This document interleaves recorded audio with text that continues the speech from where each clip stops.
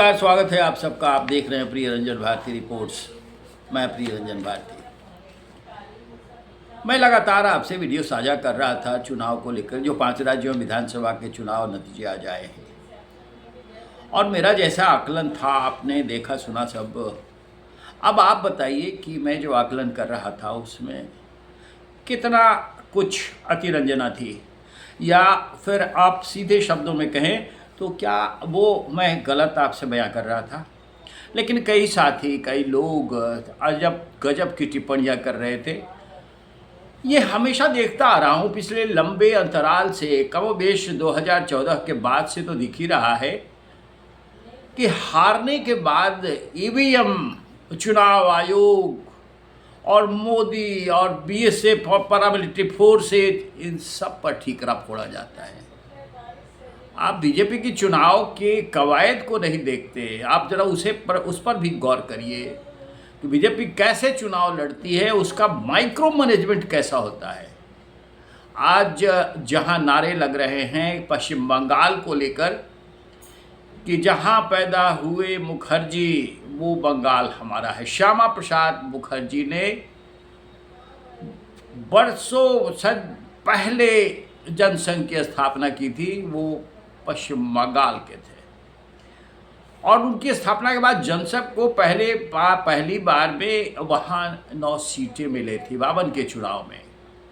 67 के चुनाव में 3 सीटें मिली। उसके बाद भारतीय जनता पार्टी बनी, जीरो से, आप गौर करिए, जीरो से चली।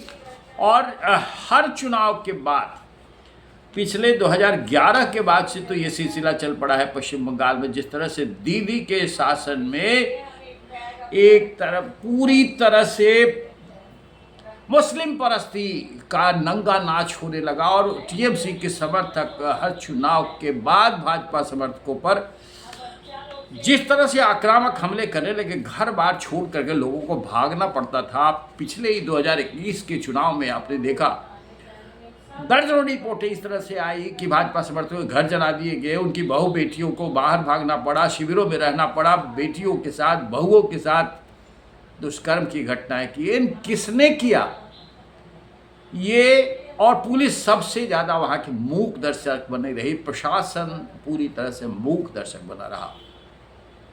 अब आप ये तो गौर नहीं करते हैं कि इसका तो कहीं गुस्सा फूटेगा, और इसका गुस्सा तो लोगों में चरम पर पहुंचेगा ही। आसमान सिर पर उठाए लेंगे ही लोग जब उनको मौका मिलेगा।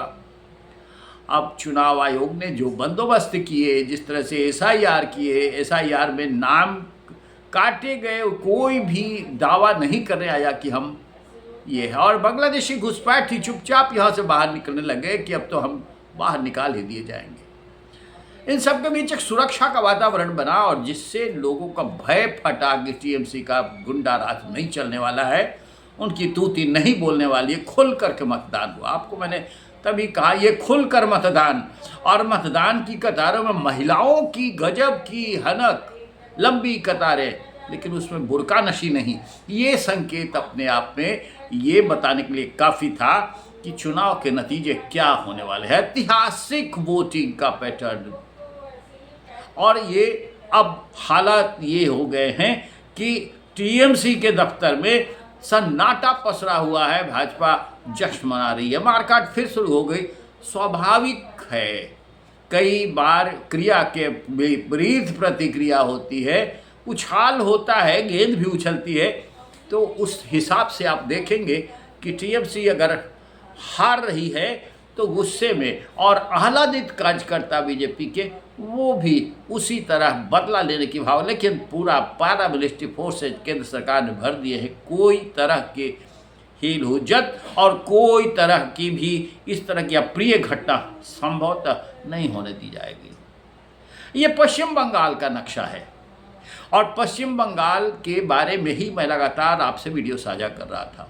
दीदी तो गई, लेकिन जिस तरह से सोशल मीडिया में जो खान मार्केट के लोग थे, जो खान मार्केट समर्थक लोग थे, उनको ये पच नहीं रहा था कि दीदी जा रही है। अभी भी वो कह रहे हैं दीदी लौट के ही आएंगी, अंतिम विजय उनकी ही होगी। भैया ये कोई क्रिकेट का मैच नहीं है कि लास्ट 2-3 ओवर पे छक्का मारने वाले बल्लेबाज कहर बरपा जाए और पासा पलट जाए। अब तो कहानी लिखी जा चुकी है। जिस तरह से पश्चिम बंगाल में 200 से पार के लगभग आंकड़े जा रहे हैं, भारतीय जनता पार्टी बढ़त बनाई हुई है और अभी तक जो जीत के रिकॉर्ड आए हैं उसमें 2-3 सीटें जीतने के बाद जिस तरह से ग्राफ बढ़ता जा रहा है, उसमें आपको संशय है क्या? मैंने कल भी आपसे वीडियो साझा किया था और ये सवाल खड़े किए थे कि अगर दीदी जीत गई तो क्या होगा, लोकतंत्र बचेगा इस देश में? और फिर किस तरह से वो भारतीय जनता पार्टी के रिपुदमन बन जाएंगी और वो तहलका मचाएंगी और मोदी को सत्ता से बेदखल करने के लिए किस तरह का खेला करेंगी, वो सब आने वाला है। लेकिन अगर भाजपा जीत गई तो इसके क्या असर हो गया, और वो हो गया। मैंने आपके अंदाज में ही, मैं कोई भविष्यवक्ता नहीं था कि कह दूं कि ये होने जा रहा है, लेकिन मेरा आकलन, मैं जो नहीं न जाने लगभग तो मुझे लगता है कि 2 दर्जन से ज़्यादा चुनाव तो मैंने अपने जीवन में पत्रकारिता में कवर कर लिए और पूरे देश में कवर कर लिए इसे। मुझे सौभाग्य है कि आशा न सिर्फ पूर्वोत्तर भारत बल्कि उत्तर भारत, दक्षिण भारत, सब राज्यों में चुनाव के कवरेज किए हैं। और मैं ये अपने आत्मगाथा करने के लिए नहीं बैठा हूँ, मैं आत्ममुग्धता की स्थिति बताने के लिए नहीं बैठा हूँ।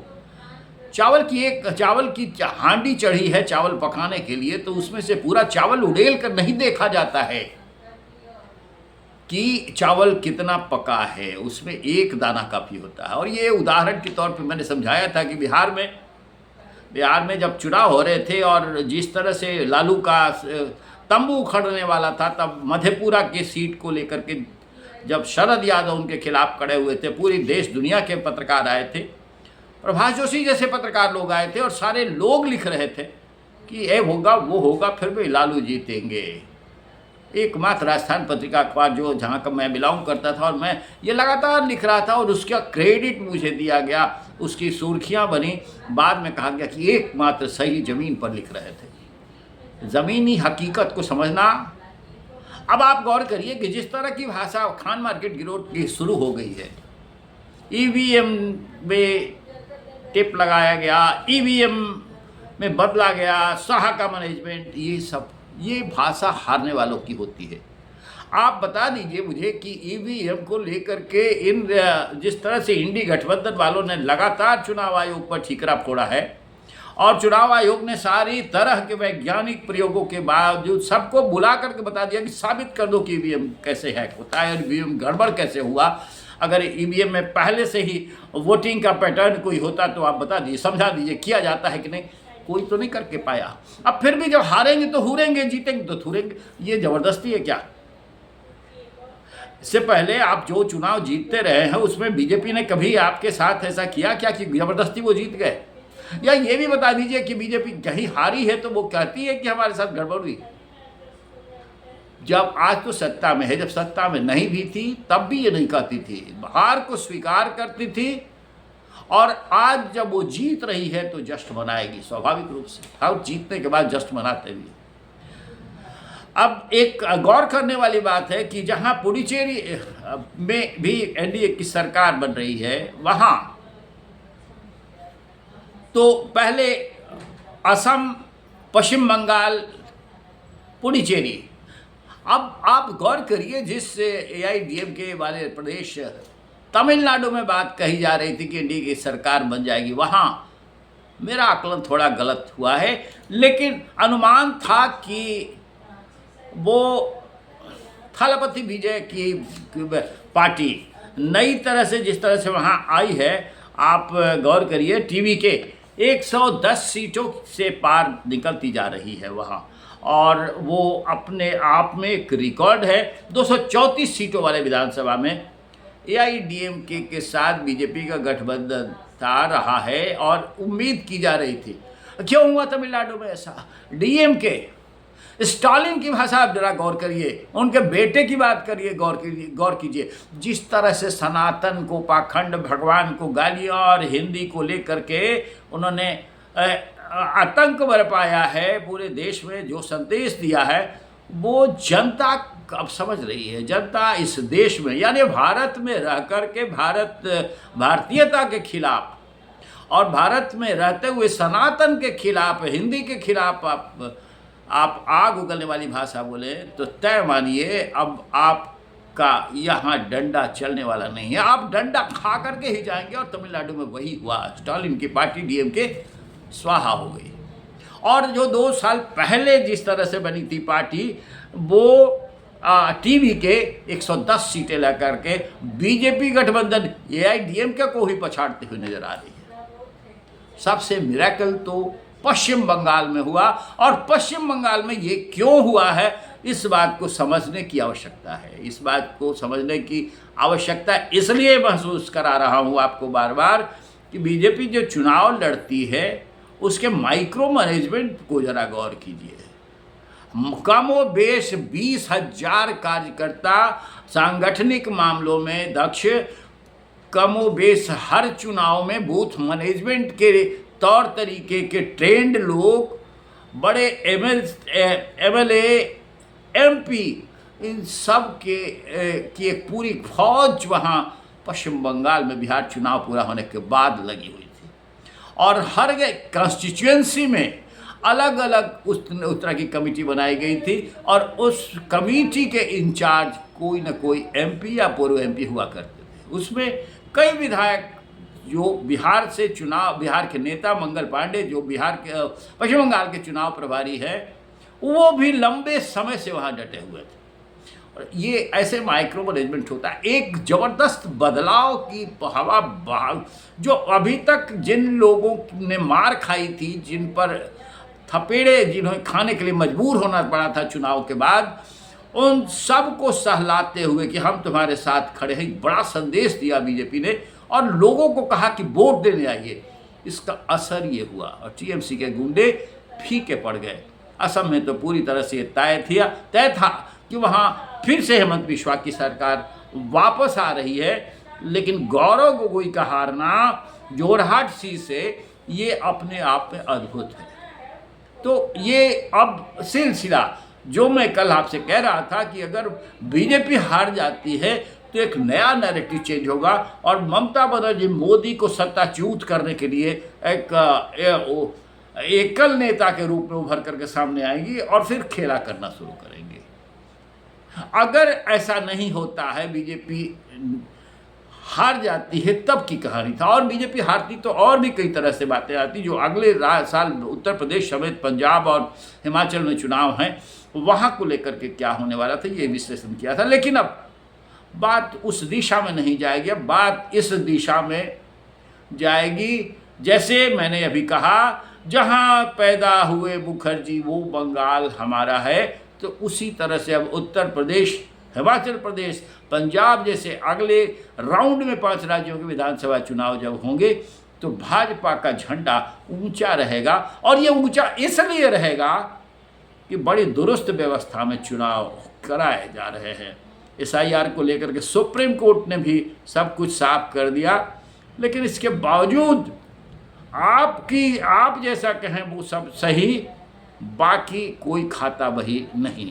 ये कहाँ से चलेगा? ये कैसा कानून है? सुप्रीम कोर्ट जो रात में आधी रात के बाद संज्ञान लेता था, उसे भी अब गालियां देने लगे ये खान मार्केट गिरोह के लोग। तो अब आप कल्पना कीजिए, आत्मविवेचना नहीं करेंगे, हारेंगे तो हम अंदर की कमियों को की पड़ताल करके उसे सुधारने के लिए ये स्वीकारने को तैयार नहीं होंगे कि हाँ मेरी हार हुई है। हम कहेंगे हैक कर दिया, हम ये कहेंगे कि नहीं चुनाव आयोग ने, केंद्र सरकार ने, मोदी ने लूट लिया। गजब की कहानी है। लेकिन इसमें आप ऐसा ही करते रहें, यानी खान मार्केट के लोग ऐसे भाजपा विरोधी यही करते रहें, उन्हें मुबारक हो। अगर आत्मविवेचना करना भाजपा की तरह आप भी सीख जाएंगे तो शायद दिशा बदल जाएगी। तो देखिए इस ललकार में, इस झंडा बरदारी के बाद आगे क्या क्या नतीजे आते हैं उन पर भी आप सबसे विश्लेषण करूंगा। लेकिन आज चुनाव के नतीजों के बाद जो विश्लेषण किया है उस पर अपनी प्रतिक्रिया कमेंट बॉक्स में ज़रूर दीजिए। मेरे चैनल को सब्सक्राइब नहीं किया तो सब्सक्राइब कीजिए, लाइक कीजिए, शेयर। मैं सीधी बात करता हूँ, कोई लाग लपेट नहीं रखता हूँ, किसी से मेरा कोई रिश्ता इस तरह का नहीं है। जो सच है कड़वाई से आपके सामने सच्चाई से रख देता हूँ। यही मेरी खासियत है, यही खूबियाँ है। नमस्कार।